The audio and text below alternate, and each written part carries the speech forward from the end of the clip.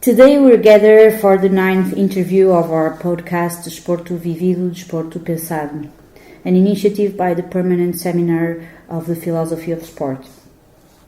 This podcast aims to bridge the gap between the more practical, lived side of sports and its theoretical aspects related to research and reflection. It's a space for celebrating individuals and unique lives and experiences, blending theory, know-how, and practical application. We're fortunate to have with us today Professor Matija Mato Škerbić, a distinguished scholar in sport philosophy and bioethics, hailing from the Department of Philosophy and Culture of the Faculty of Croatian Studies, University of Zagreb. Head the Croatian Research Committee for Bioethics and Sport, and President of the European Association for the Philosophy of Sport. Professor Matija's research lies at the intersection of philosophy and bioethics of sport, with a particular emphasis on their historical development and conceptual foundations. His scholarly focus on the internal or intrinsic values of sport explores both their significance in defining the very essence of sport and their far-reaching implications within the field of normativity. Through a rigorous and nuanced approach, his work has contributed meaningfully to contemporary debates in sport philosophy, positioning him as a thoughtful and respected voice in the ongoing effort to clarify the ethical and conceptual core of sporting practices. Professor Matija, we greatly appreciate your time and we are honored to have the opportunity to speak with you today. It's a genuine pleasure to engage in this conversation with you. Thank you for having me. I'm really honored, flattered, and privileged to be here. I love Porto and I love working with you and collaborating, so this is a special occasion. So thank you. Thank you very much for your kind words. So let's start our talk. Our first question would be, as someone whose academic roots lie in philosophy rather than in sports sciences, how did sport come to capture your philosophical attention? Given your role as president of the European Association for the Philosophy of Sport, how do you perceive the development of this field on an European and global scale? What directions do you find most promising or challenging for its future? Thank you for the question, actually a few of them. I started my childhood as a sportsman. I was initiated to sport and triggered by sport in the early stages of my life. So I played every possible sports that I could, especially with my brothers. I have 3 brothers and we were always competing in some sports game. And sometimes together with our father. So that was it. I was triggered by sport and sport was an important part of my life. Later on, when I finished high school education, I started studying philosophy and history as my master's, and I somehow lost connection to sport in the ways before. Sport was the most important thing in my life. Now I had a different thing, but I continued playing sport, and probably the most important thing that brought me to philosophy of sport was my job of being a basketball referee. So I needed to end my career early because of several factors, my basketball career. But then I started doing refereeing, and this thing was actually something that triggered me into philosophy of sport. I didn't know that I was doing philosophy of sport at the time when I was a referee, when I was constantly thinking about what is happening in basketball, how I should do the refereeing, how I should capture fair play, how I should capture sport as it is, and I was thinking a lot about all of this. But mostly, what triggered me the most is actually the ethos of sport. I didn't know the word for that when I was refereeing, but I was really amazed how all the participants in sport, and that I mean players, but also audience, they all knew when some physical contact is foul and when physical contact between players is actually acceptable. And that was really amazing, you know. The whole sports hall would just stood up and start asking for the foul when they knew that this physical contact between players is too much. So, and the second thing is, when I was refereeing, I always get marks from my supervisors, and they usually tend to say to me, you know, your refereeing was good, but not good enough because you didn't follow the ethos of sport, you know. You weren't doing the interpretation of the rules as it's supposed to be. And when I ask them, confront them with the question, well, this is not written anywhere, they said, yeah, but you should feel it, you know. And this ethos of sport is actually something that when I learned about the literature, and the first literature was, of course, William John Morgan's book, Philosophic Inquiry in Sport, and then I learned about that people are actually thinking about it, that there is a research on that there is papers on that. I was just amazed, and this was the love at the first sight for me, for sports philosophy in me. And then I could actually realize myself as a sportsman through philosophy of sport, because I think I'm also practitioner of sport in the terms of William John Morgan's interpretation of who are the practitioners of sport. I think academics are also practitioners of sport, but in a different way, not in a primal way of being on the court and playing the actual game, but thinking about it academically, researching it, and so on. Thanks. That really showed me that in my sedentary phases of life, I was a sports person too, because I was studying philosophically sports.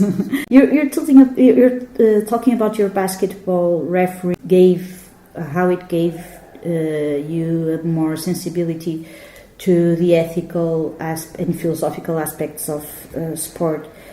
We don't usually or traditionally approach children to the refereeing process. We usually teach them sports, not refereeing on sports. Usually referees go to their educational process later. Would you think that in a pedagogical point of view, putting the kids more related with the refereeing process could help to this kind of ethical education through sports? Yeah, that's an interesting question. I didn't think about it, but when I think about sports and childhood, I think that sports, especially when it's related to education in schools, so formal education, I think sports should be, if there is such a thing, not competitive. They shouldn't try to win, especially at all costs. I think sports should be more game, more play than other things, and this should be distinct to the kids. And then later, if they find themselves involved in sports, in competitive sports, and they want to do it, then this should make more emphasis. And then especially umpires or referees and the rules should be more important to them. I would say that the referees actually has a unique perspective in sports, because they are the ones who are trying to make everyone follow the rules. If they are good referees and honest and fair, well, they care about fairness, and they care about sport being played in its best light, like John Russell is saying. And John Russell's actually work and his works on how interpretation of the rules should be made is very important, and I think all the referees should read it. How is the best way to approach sport and the rules, and how to apply them in the actual game, And ethos is an important part of that. So referees has this unique perspective, and I was feeling that when I was refereeing. I was a little bit outside of the game when I was inside of the game, and thinking about how I shouldn't make one team be privileged by my decision making.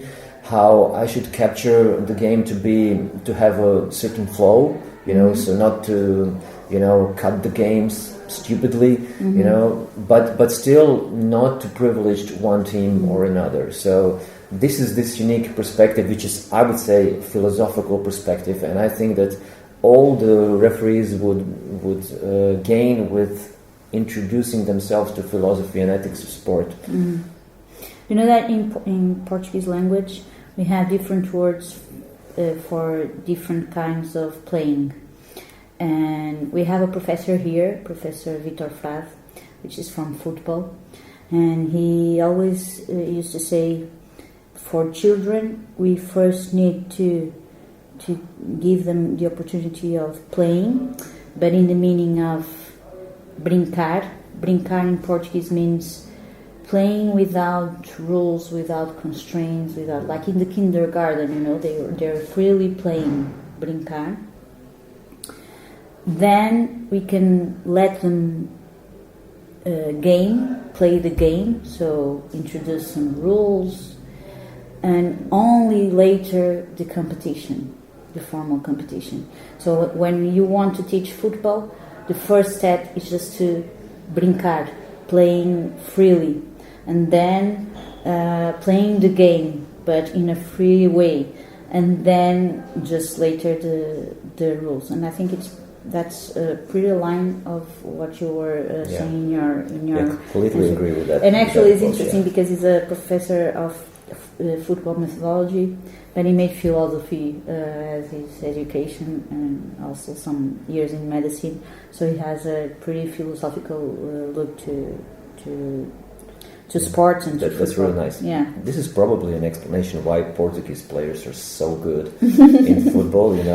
Because they're actually known for playing the football. Not just doing football or enjoy. They enjoy. They have dribblings. They have I feel like children. Yeah, and the Brazilians too. Yeah, Brazilians too. But in the European continent, I would say Portuguese players are just like that. They are players. We were going to talk later about the language thing, but I think just this aspect of, in Portuguese, you're having different ways of referring to play.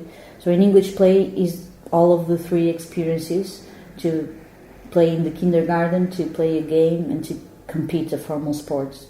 So the word play is used by all of these experiences, and we have different terms for each of one. So we are going to talk about it later when we talk about the importance of languages and cultures in the. But I think it's a very interesting starting point too. So in recent years, we've seen a growing number of associations dedicated to the philosophy of sport, not only at national and regional levels, but also emerging from shared linguistic contexts, such as Portuguese-speaking network. As someone who has played an active role in developing the field in Croatia and currently serves as the president of the European Association for the Philosophy of Sport, how do you view the growing network of such organizations? What roles do you believe they can or should play in shaping both the academic and structural landscape of the field?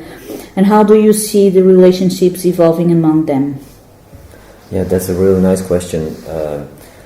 I think we are living in interesting times of philosophy of sport when we are actually the ones who are doing that, growing the field and internationally and connecting each other and these communities throughout Europe and globally.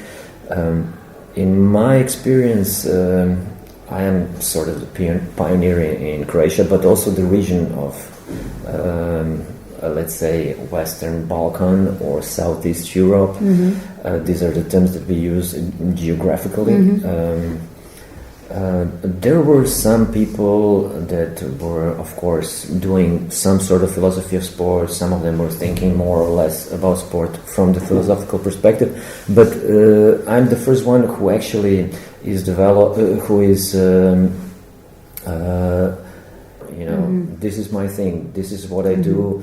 This is what I made PhD in, and I'm the first of that kind. So I'm fully into philosophy of sport, and of course I bring big enthusiasm because I really love this discipline, and I'm trying to engage people to do philosophy of sport. And firstly I wanted to find all the people that are really interested in this and make them contribute to let's say some sort of community that I wanted to build. I knew from the start that Croatia is not enough and that we need to bring scholars from, this would be similar to Portuguese speaking.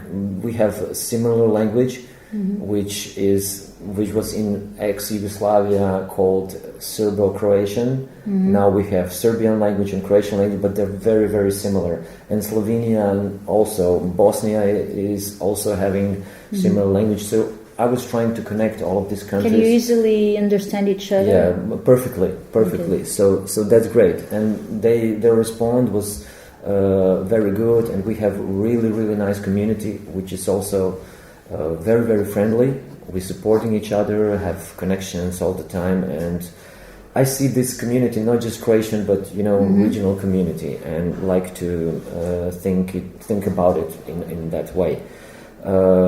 I think that it is important to have a community. It is important to have association, because associations brings institutional importance. When you have association, then you can apply.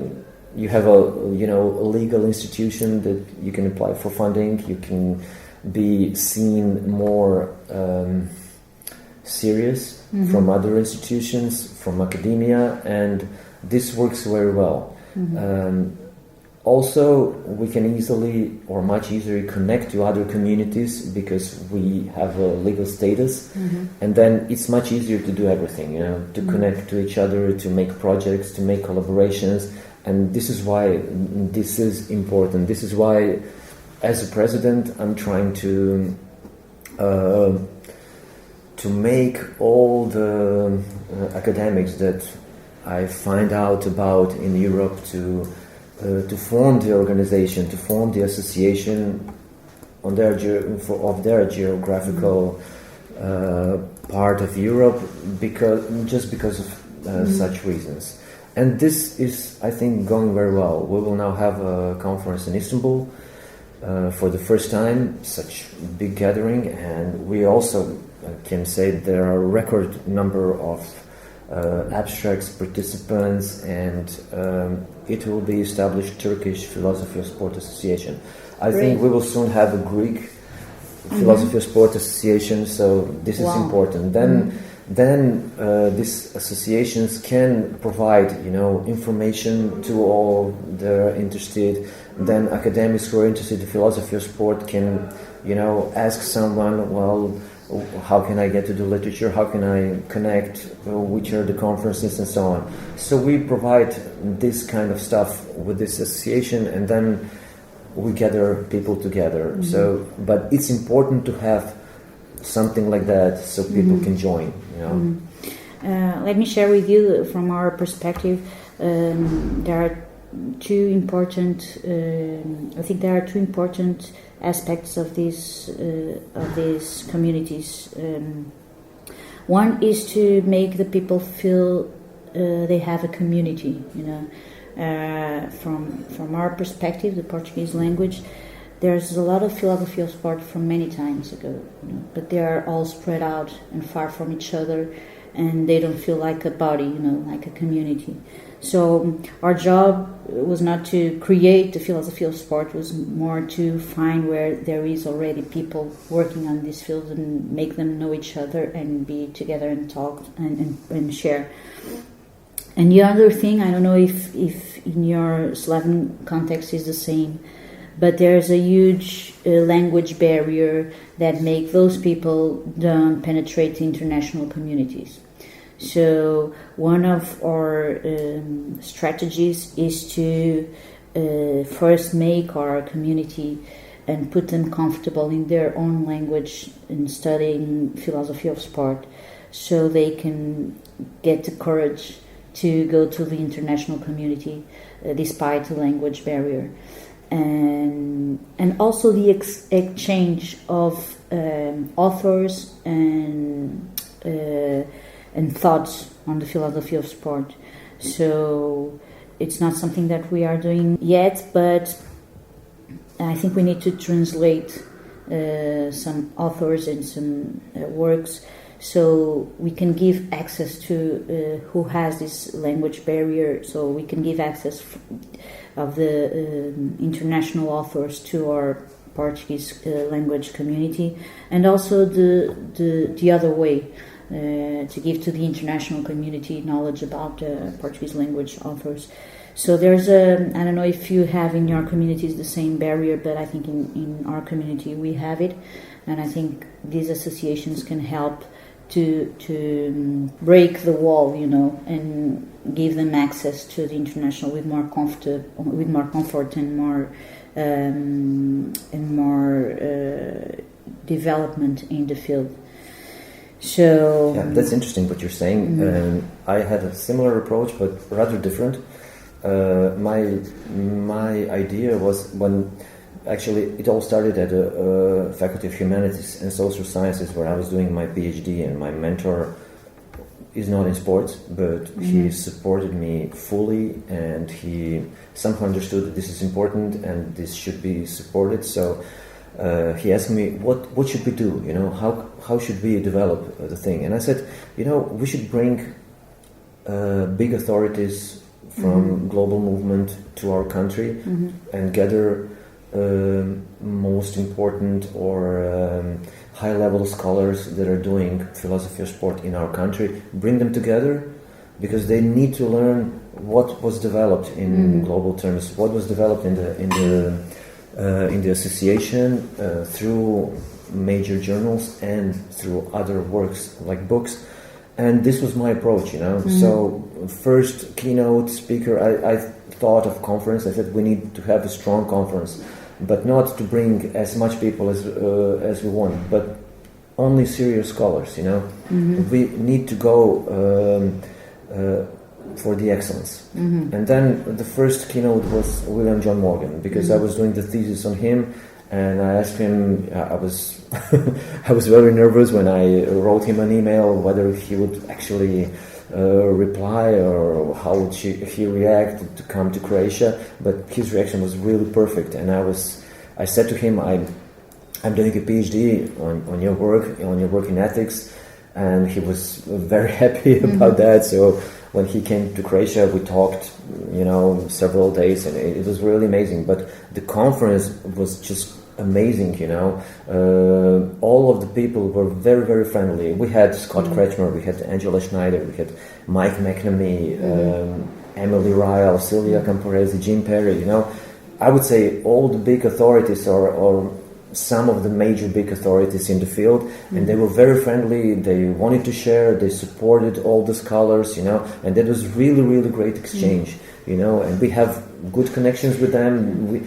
I wanted for all the scholars to learn how we can connect to the community and to see how they are working, how they are seeing things, and it worked. It worked really well. But the other part, this Croatian language, is something. This was great, but it was all in English.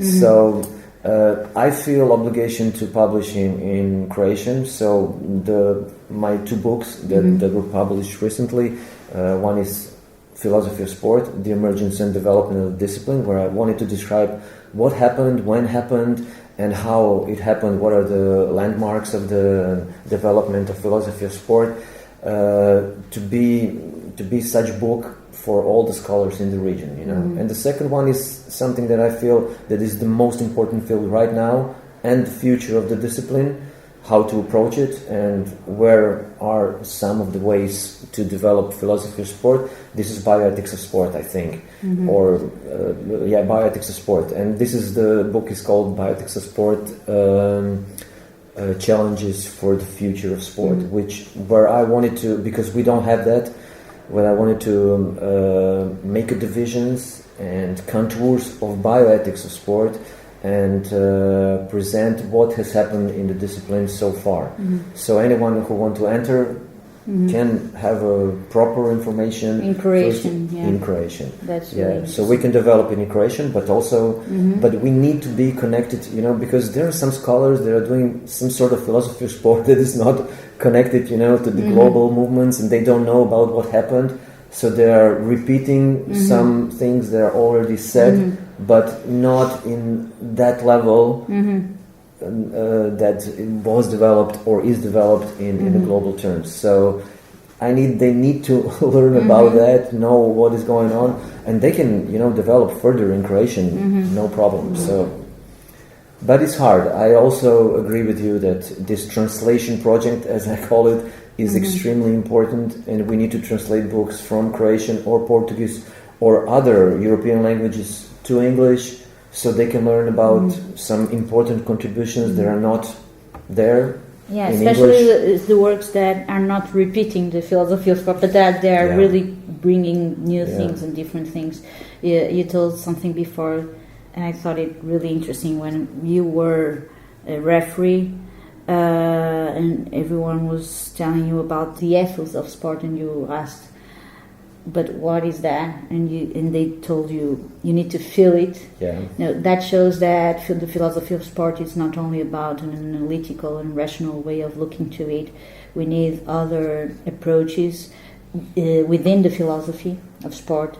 I would say the aesthetics of sports could be an interesting and important subtopic or subfield to develop, to understand this part that you need to feel, not necessarily rationally understand it, so these alternative and other approaches to the philosophy of sport can come from these different languages and cultures and countries. Your research places a strong emphasis on the ethical and normative dimensions of sport, particularly concerning its intrinsic values. What initially drew to this focus, and why do you believe that these internal values are key to understand sport as a moral and philosophical practice? Yeah, interesting question again. I think ethics is the most important, is the core discipline of philosophy of sport, and right now even more bioethics. Someone thinks it's a branch of ethics, bioethics. Some they say it's a special field.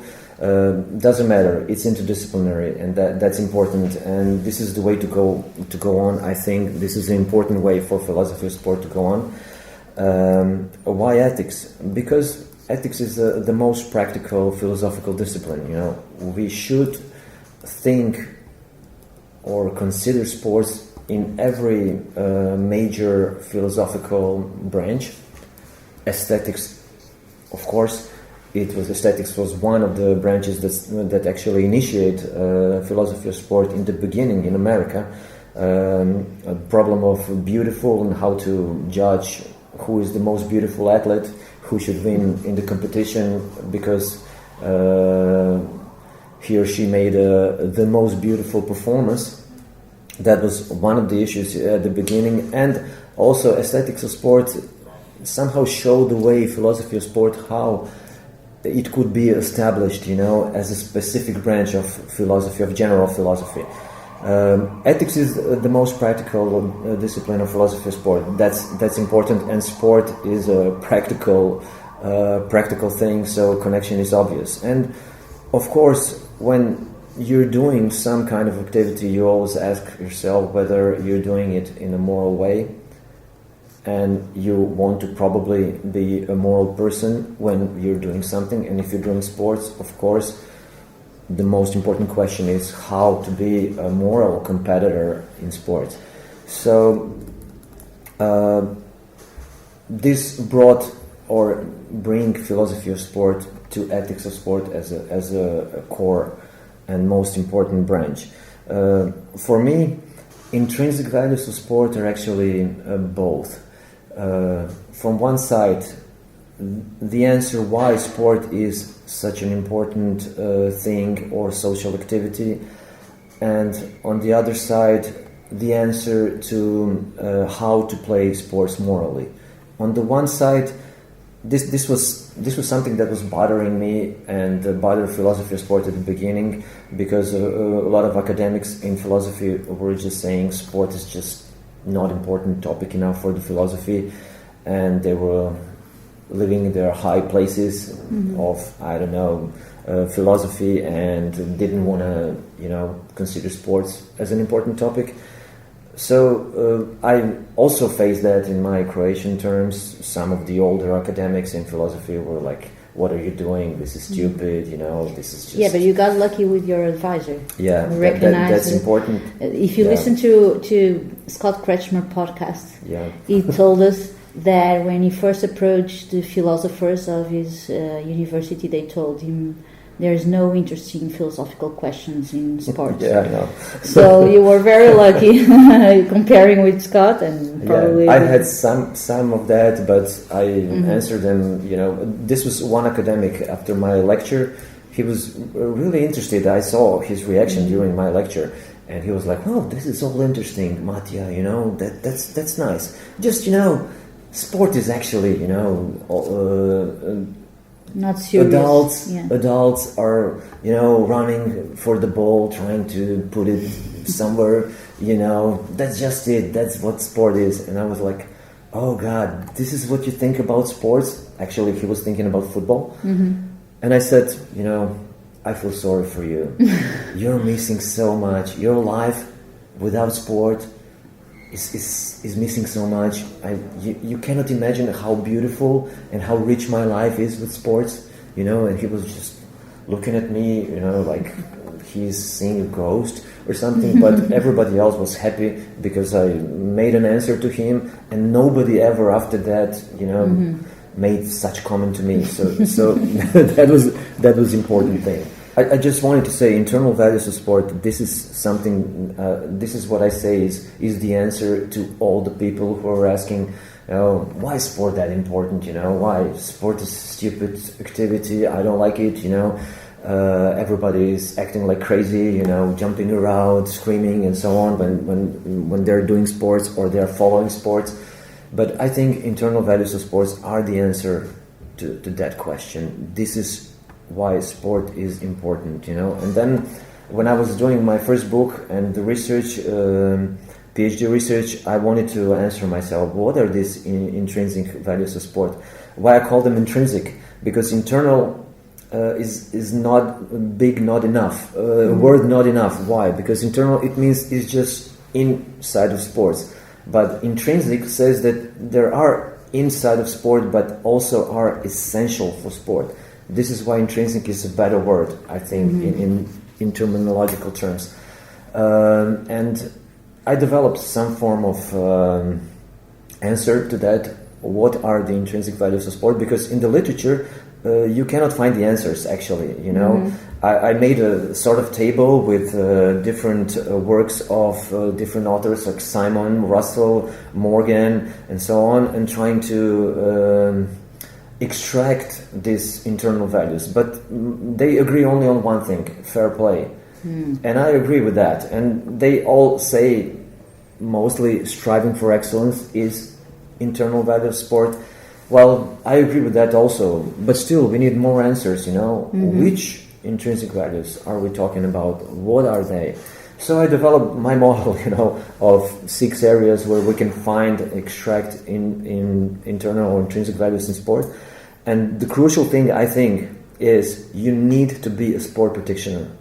If you're not a practitioner of sport, you cannot reach those internal values of sport. This is the problem for the people who don't understand or practice sport. They cannot understand why sport is important, what is important in sports, They just miss this. You need to practice it to feel it, to experience it. So my model is, I see those values in in emotions, in spiritual experiences that we have, aesthetical, ethical experiences, but also intersubjective, the ways we interact with each other, when we play or when we follow sports with players of our national team and fans. There are certain kind of intersubjectivity, connections, even love, that we feel and that we like, and these are all things that are, in my interpretation, intrinsic values of sport. Do you think that we can be better philosophers of sport if we get more involved with sports practices? I think we cannot be philosophers of sports, true philosophy, if we don't practice sports, I think, or we didn't practice sports. That's really I think interesting. we will miss this, essence, or, I don't know, essential things about sports. We will just miss them.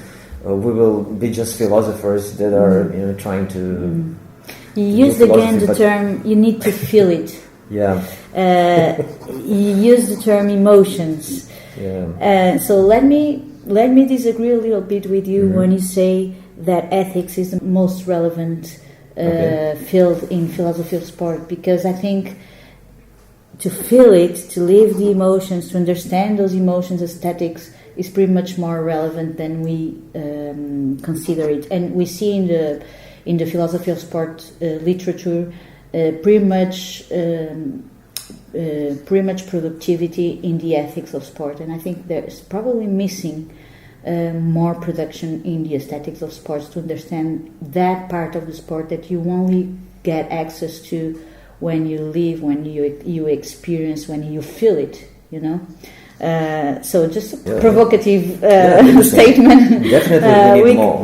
We can discuss it later, but I think it's. I think we need to think more about it, because we are so concentrated in ethics and fairness. I mean, that's important. That's really important. But you can have really boring games with a lot of fair play.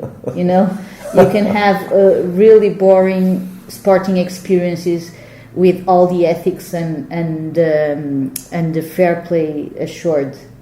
So there's an emotional side of the experience that if it's not there, it's really intrinsic. If it's not there, you don't have an interesting sport. I will tell you a story about it. Okay. My wife, she doesn't like sports. Especially, she doesn't like high professional sports when stakes are high and people get emotional, and she especially don't like football, So it's totally opposite to me. And she always asked me. She was always complaining, how I'm getting crazy when I'm watching the games, how I'm getting emotional, how I'm screaming or jumping around, And then at one time, I was like watching the game. It was a very important game of Croatian football club. It was high level of competition, so stakes were high, and I was completely into it, embraced by the game, and I was watching it at home, and I was doing the whole thing, just screaming, fighting with the TV, and getting emotional because my team first was losing, it was 1-0 for the opposite. I was really, really down, feeling desperate, and then they equalized in the second half and I was feeling a new hope. I was, rising up from this dark chamber where I was, and then at the final stage of the game, they scored and won. And I was like jumping around, screaming, getting on my knees, I was acting totally crazy. And then the end of the game, and I was like, feeling perfectly happy. I was just, that's it. And then I noticed when I settled down that my wife is actually in the room, watching me all the time. And she was, quiet, and then approached me and said, "You were never that happy with me." I was like totally shocked. What are you saying? I was like, wow, this is sports. You don't understand, You cannot say something like that, And then she just went away, And I was starting thinking about it, and I had to admit, I was never that happy actually in my life, ever, And I was starting asking, what is going on there, How come? You know, how irrational. What kind of phenomenon is this sport that can make me feel that way? You know, but I have developed my answer. Intrinsic values of sport, you know. So if you want to ask it, here's the book. You can read it. Okay, I'll read it for sure. Thanks for sharing with us, because I'll read it. I'm really curious about it, because you're right. The previous authors, they all talk about the internal values, intrinsic values, the ethos, but then it's hard to find. Thanks for doing that work of catching and in an analytical way, to put them together. I'll certainly read it, and I'm curious about it. Thanks for that.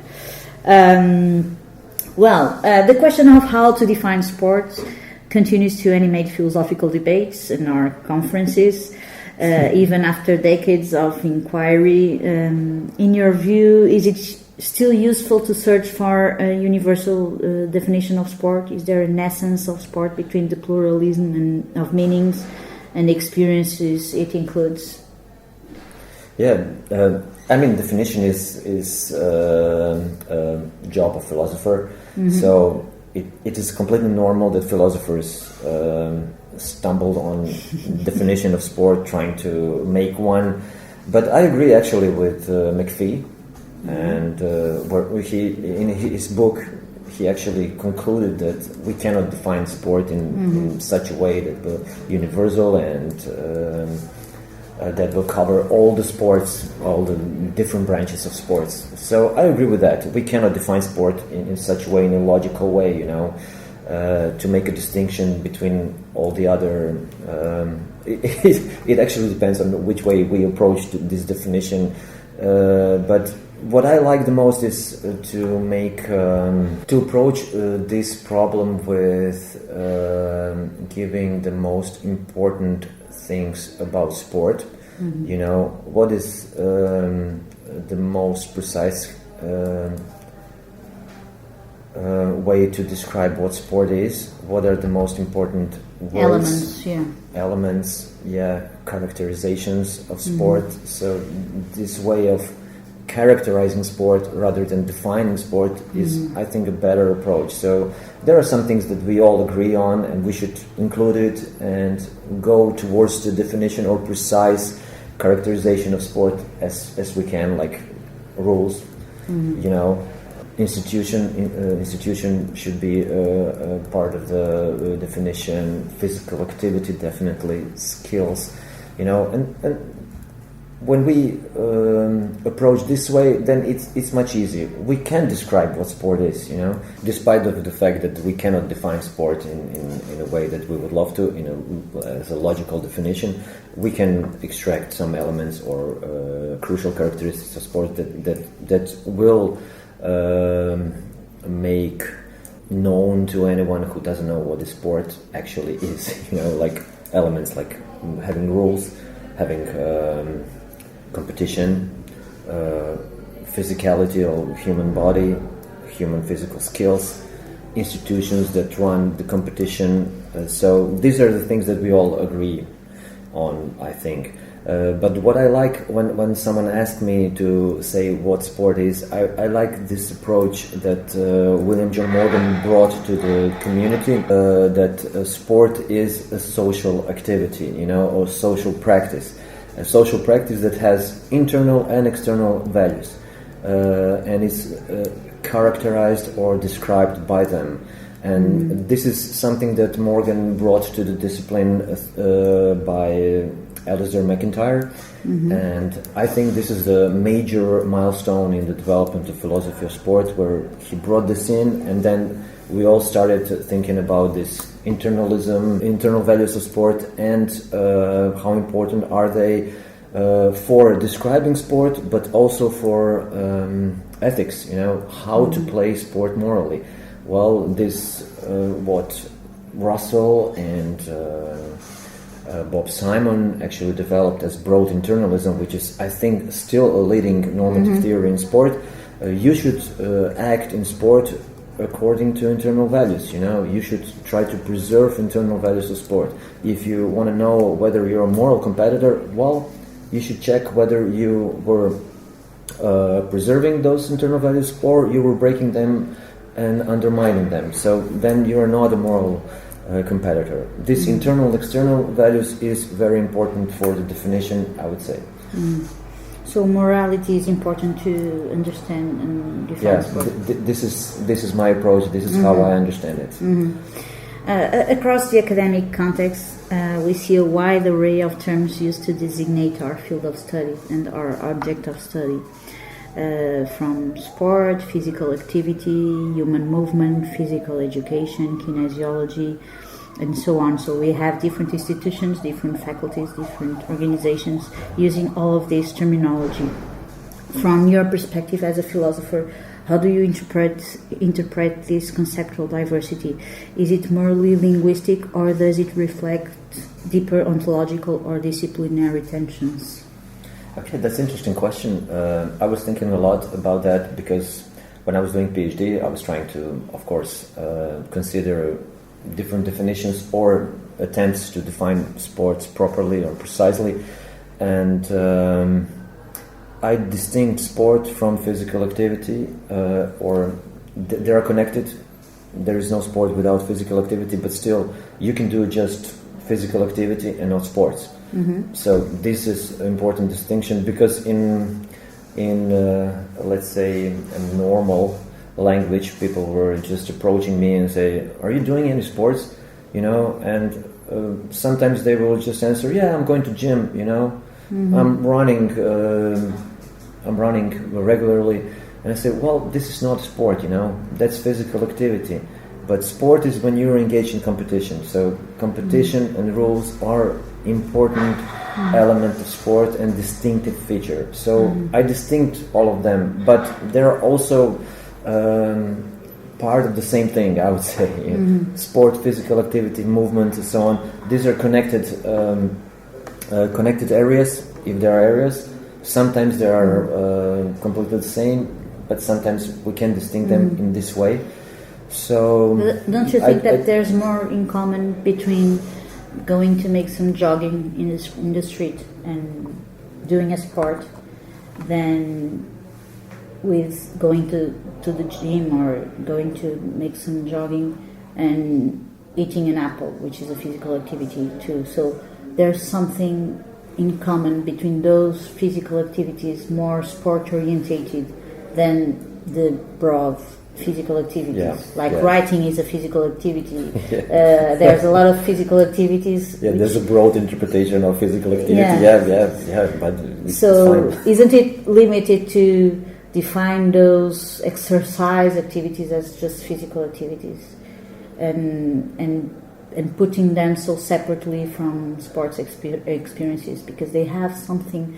We can breathe something of sports in there, the competition right. And when you go make some jogging to enjoy the nature and to you want to go further, you want to get better, so you're not formally competing or doing a specific sport, but there's some affinities between those physical activities with sports more than with those physical activities and other not sporting physical activities. You're completely right.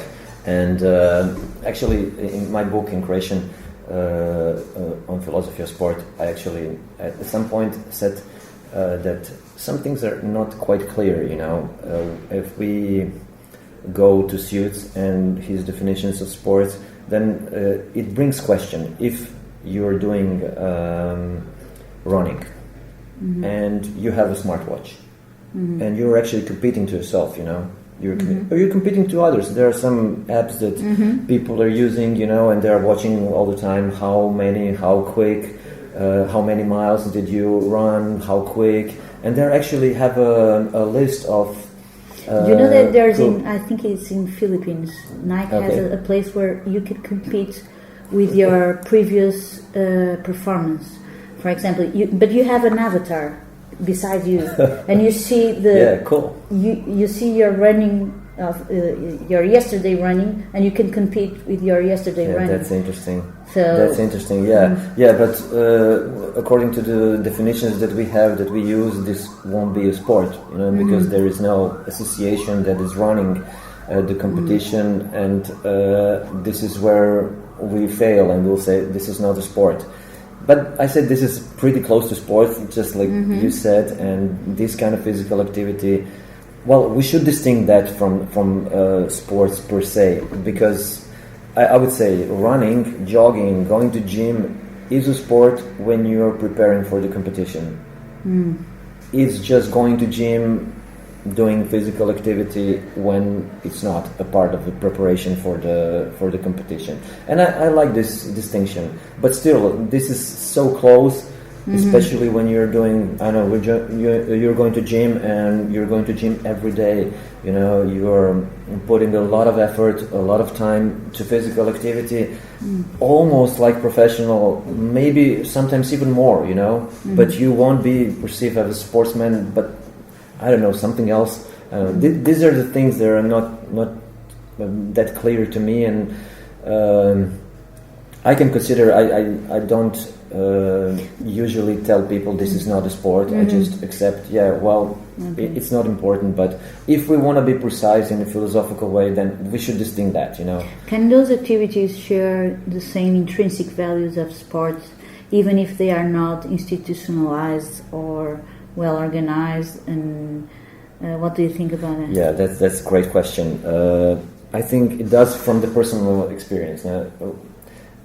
It's a question. If I'm playing with my brother, as we were on the island, you know, doing our summer vacations, and we were playing football, and I experienced all of the things that I experienced when I'm watching the game or playing officially in the competition. And according to the definition, we weren't playing sports because there were no association and so on. So are we playing sports when we are playing, you know, outside of our, I don't know, apartments? In the street, yeah. And playing football according to the rules. You know, we are competing with each other, but there is no official body that run the competition. Are we not playing football, you know? I think we do. So these things are a little bit unclear, but I like when stuff can be clear as they can. But this is our problem is what is our object of study in sports faculties. You know. Okay. We have here in Portugal. We are a small country with 600 kilometers, but we have some sports faculties with different names. And I think they show different sensibilities to the object of study. Here we are the Faculty of Sport, and we have that focus on sports, on formal sports, competition, high performance, etc. In Lisbon, the faculty name is Faculty of Human Motricity or Human Kinesiology or Human Movement. The word is motricity, but I think the best translation would be kinesiology. And they include activities such as leisure activities related to sport, ergonomy, some things, physiotherapy. So they include other dance, other cultural, physical activities. Yeah, interesting thing happened in Croatia also. We had the Faculty of Sport. It used to be called Faculty of Sport and Human Movement, but now it's changed name to Faculty of Kinesiology.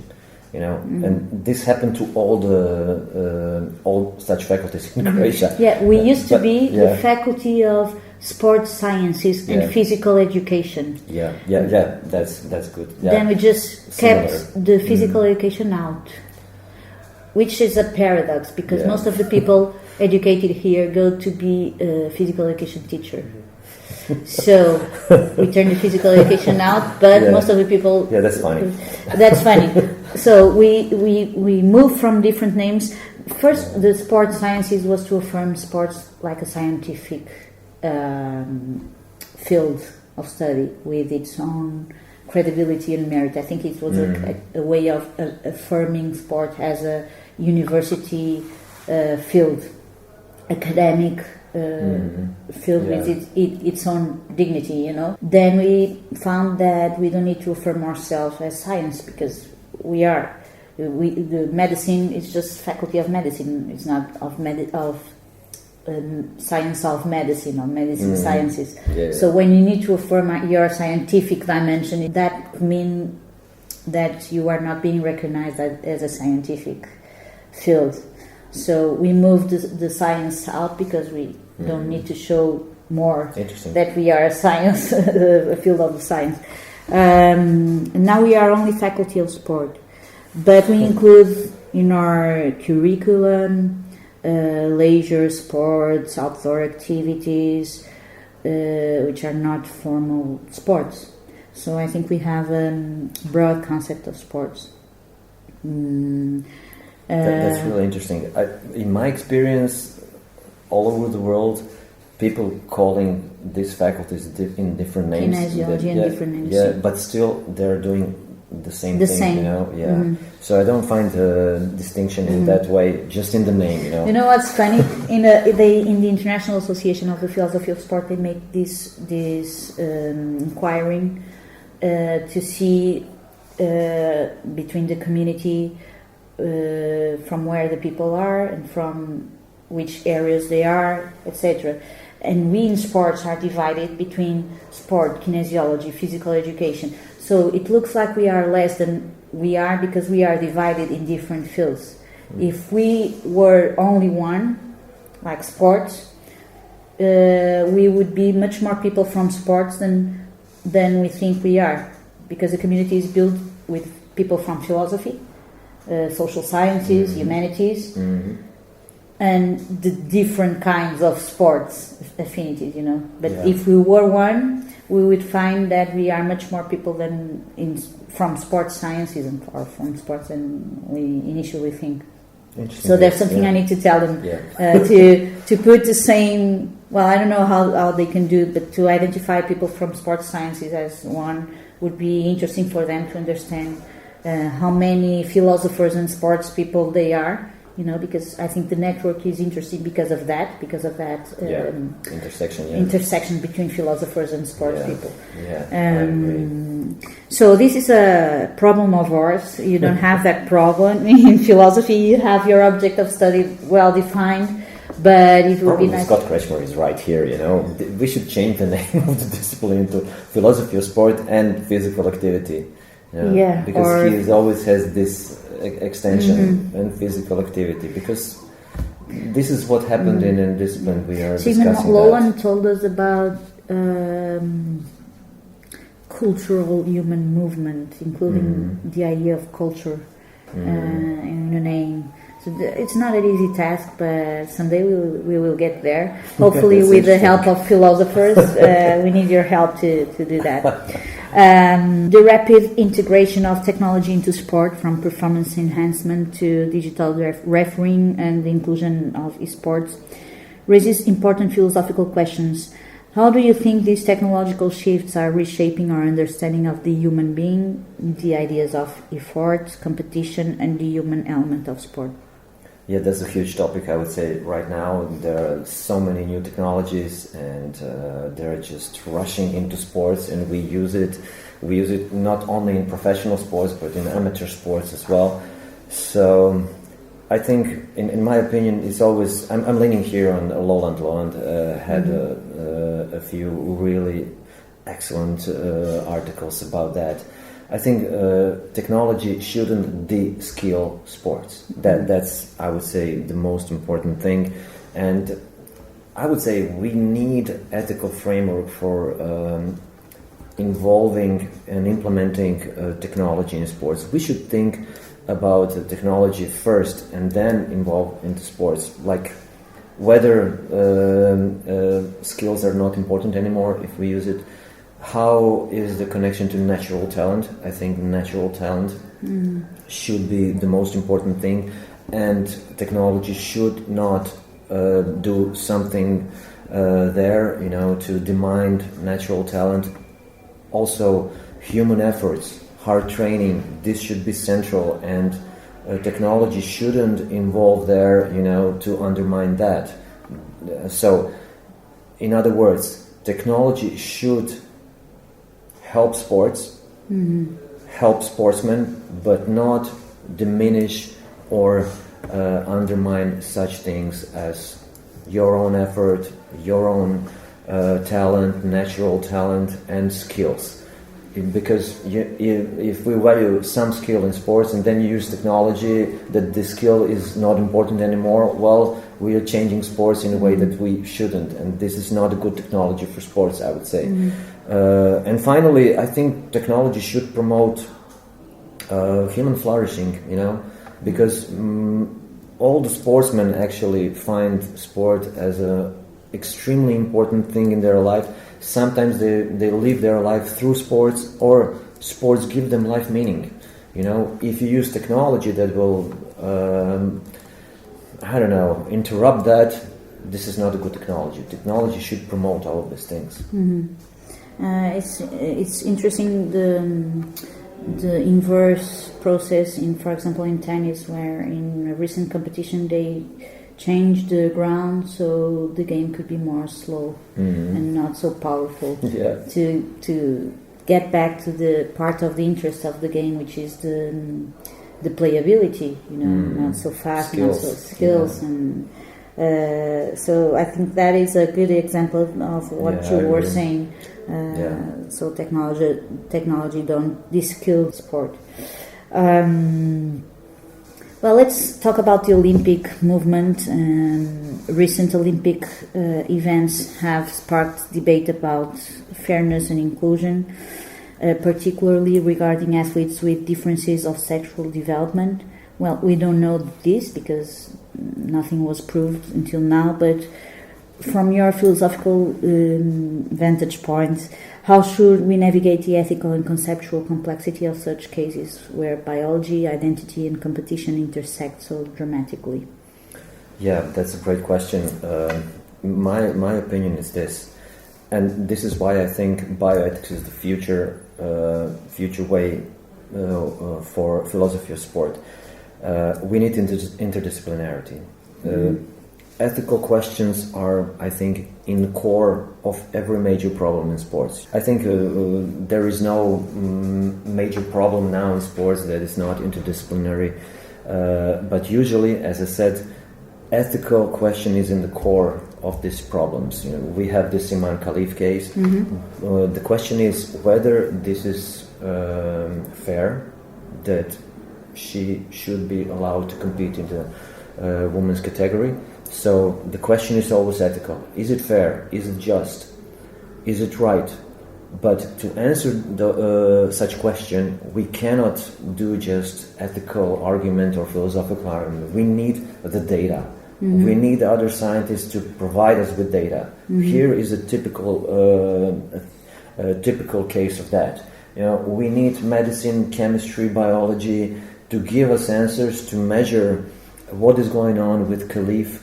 How much of what chemicals she has, how is her body shaped, what kind of puberty she was going through, and whether all of these things, when we get the data, then we can decide and say, this is fair or this isn't fair.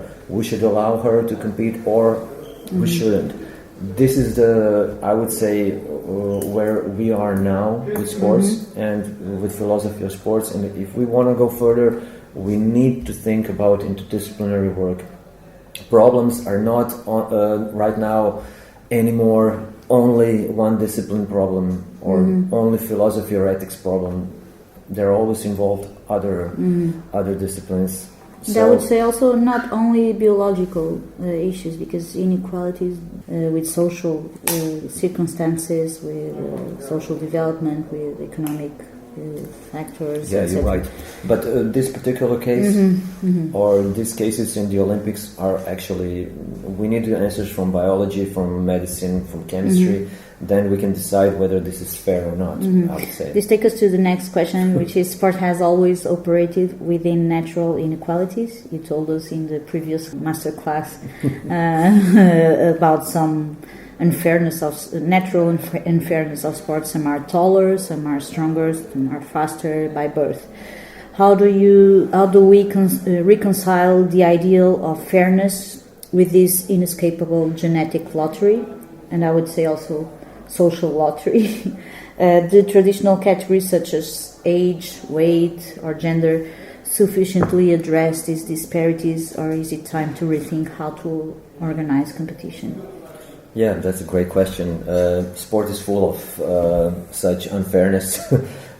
Some unfairness we accept, some unfairness we don't. When we don't, then sometimes we make categories, definitely.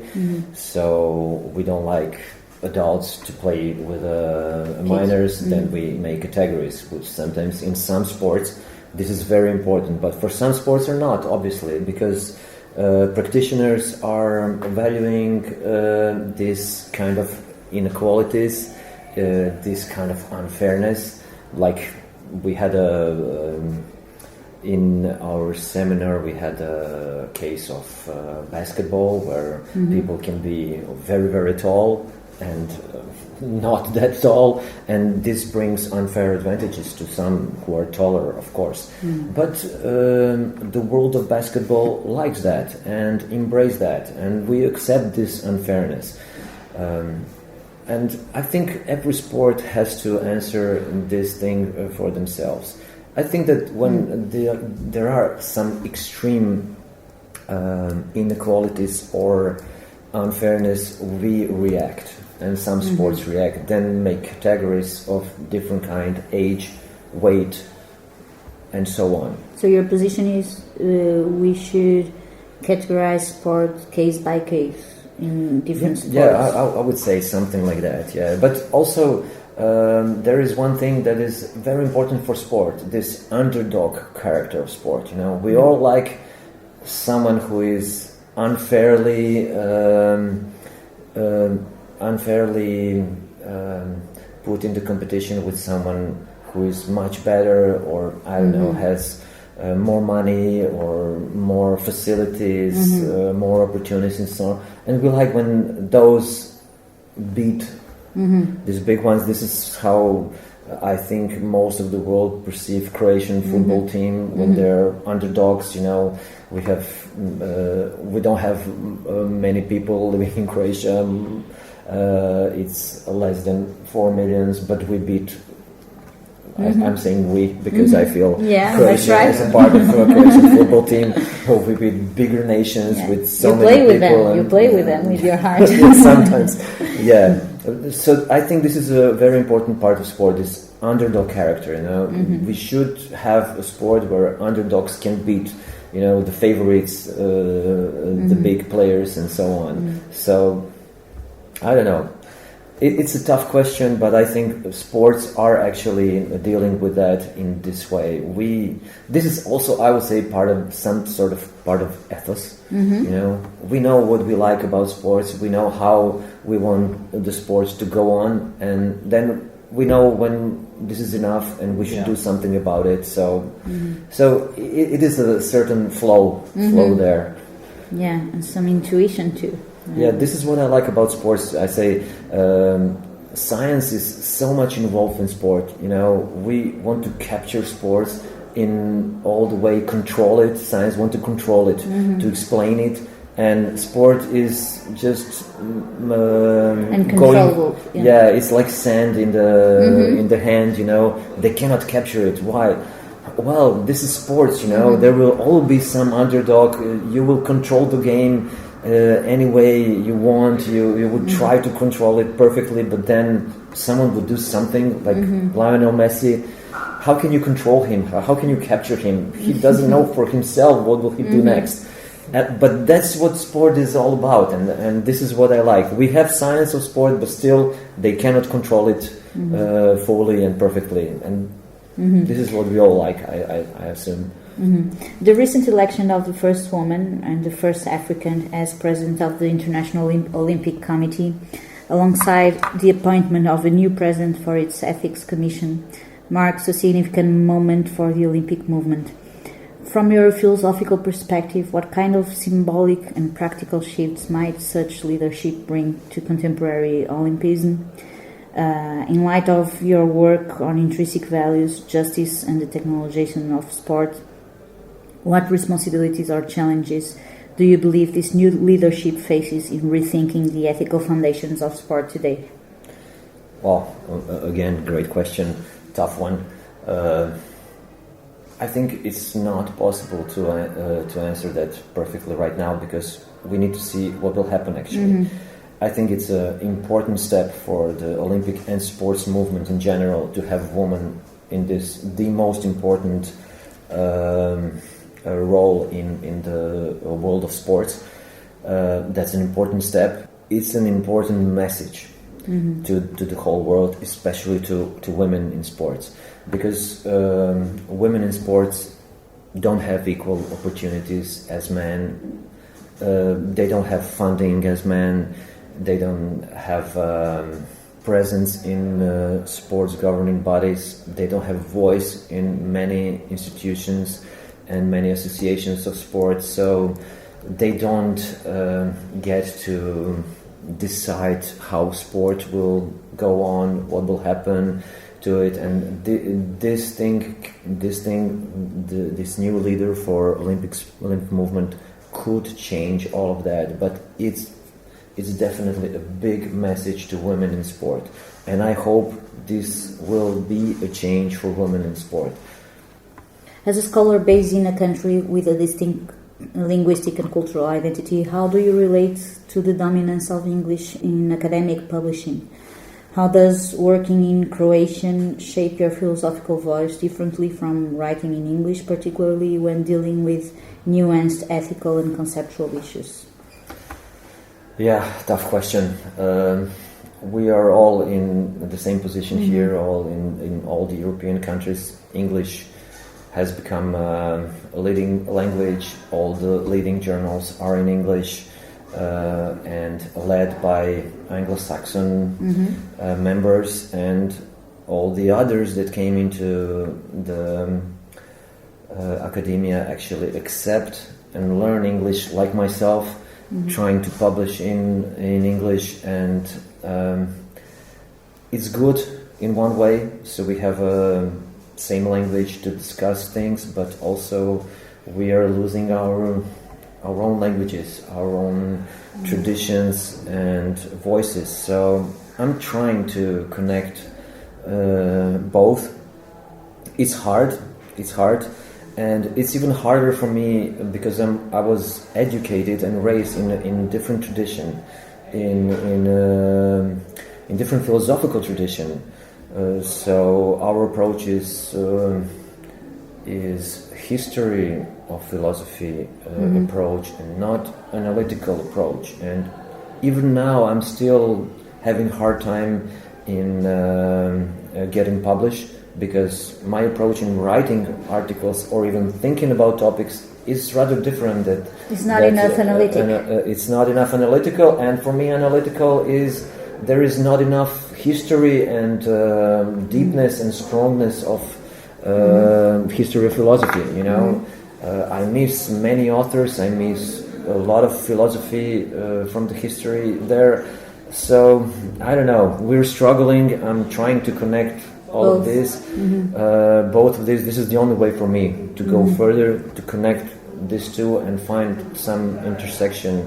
But it's hard to find the balance, definitely. And I see when I'm getting my reviews, then I'm just sometimes I'm surprised, and I said, this is not a problem in my view, you know.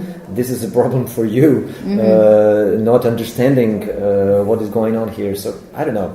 It's hard, but I think we as European scholars raised in other traditions should bring, and this could enrich both us and analytical philosophy. And I must say that this philosophy of sport as a discipline is rather open to other approaches, and I like that.